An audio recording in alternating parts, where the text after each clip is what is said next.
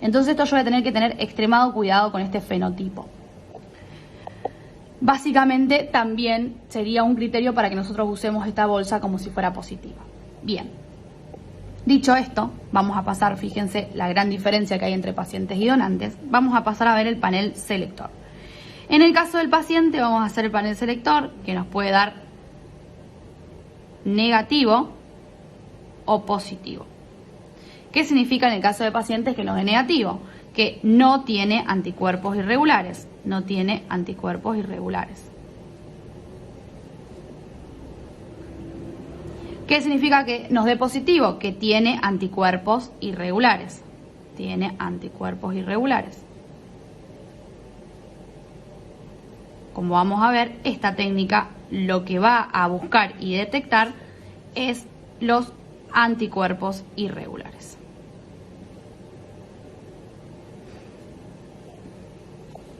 ¿Qué vamos a hacer en el caso del donante?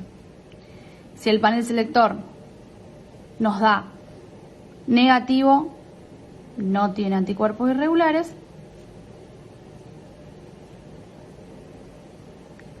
y si nos da positivo, significa que tiene anticuerpos irregulares. ¿Cómo vamos a rotular la bolsa? Vamos a rotular la bolsa como que tiene anticuerpos irregulares, así que la rotulo como anticuerpos irregulares o como panel positivo. ¿Y qué voy a hacer con esto?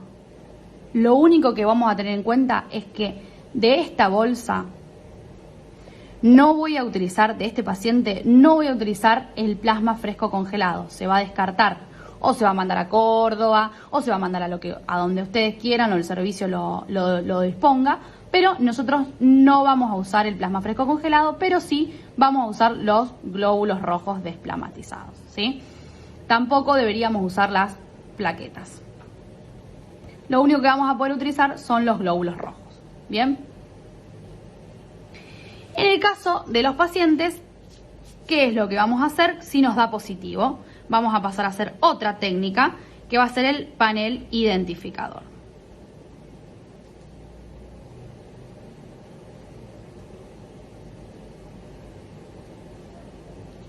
El panel identificador,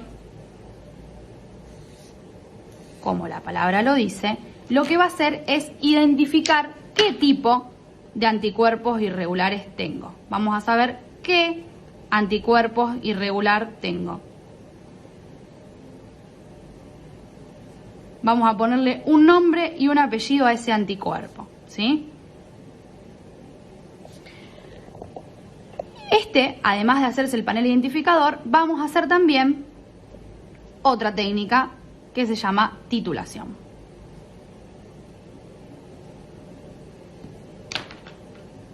¿Para qué vamos a usar esta técnica de titulación? Que no la vamos a dar todavía, la vamos a dar el año que viene.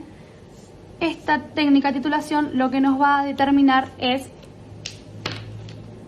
cuál es la concentración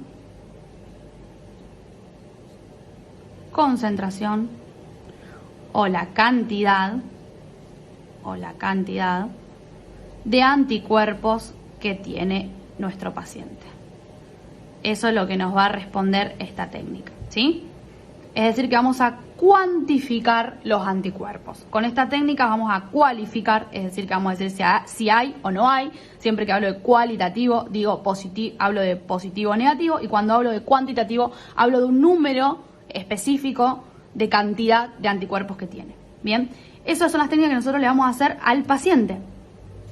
En el caso del donante, nosotros, además de esto, del panel selector, no vamos a tener especial atención en hacer panel identificador ni titulación, porque en realidad no nos interesa demasiado, porque solamente vamos a tener en cuenta no usar el plasma y no usar las plaquetas. ¿Se le puede hacer? Sí, se le puede hacer, no es necesario. En el caso del donante, lo que se le va a hacer son otros estudios inmunohematológicos.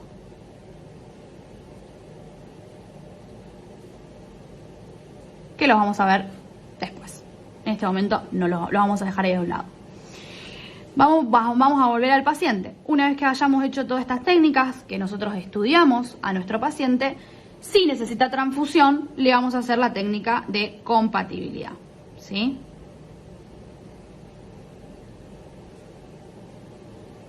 La técnica de compatibilidad vamos a hacerla en caso de necesitar transfusión de glóbulos rojos y transfusión de plasma. De glóbulos rojos se le va a llamar compatibilidad mayor. Técnica de compatibilidad mayor cuando nosotros tengamos que transfundir glóbulos rojos. Cuando tengamos que transfundir plasma se va a llamar técnica de compatibilidad menor. Bien, ¿de qué va a depender esto? Vamos a recordar que los glóbulos rojos se transfunden para aportar hemoglobina y hematocrito. Si ustedes se acuerdan, teníamos valores normales de hemoglobina y hematocrito de hemoglobina 12,5 en mujeres, 13,5 en hombres. Hematocrito iba desde 36 a 38, 40 según sea hombre o mujer. Esos eran los valores normales con los que nosotros aceptábamos donantes, si se acuerdan. ¿En qué casos nosotros vamos a necesitar transfundir glóbulos rojos? En el caso de que la hemoglobina esté por debajo de 7 gramos por decilitro, ¿sí? En ese caso nosotros vamos a necesitar una transfusión de glóbulos rojos cuando la hemoglobina esté por debajo de 7, ¿sí? Que ahí es donde se empieza a considerar que el aporte de oxígeno es insuficiente para llegar a todos los tejidos del cuerpo. Ese va a ser el criterio transfusional, ¿sí? El criterio transfusional de glóbulos rojos es con una hemoglobina menor a 7. ¿Y qué va a aportar cada unidad? Una unidad de glóbulo rojo va a aportar un punto de hemoglobina y 3 puntos de hematocrito. Bajo esta regla vamos a saber cuántas unidades necesita ese paciente, ¿sí? Cuántas unidades necesita. ¿Qué va a pasar en el caso de transfusión de plasma fresco congelado? Que vamos a hacer la compatibilidad menor. El plasma fresco congelado lo que va a aportar va a ser factores de coagulación.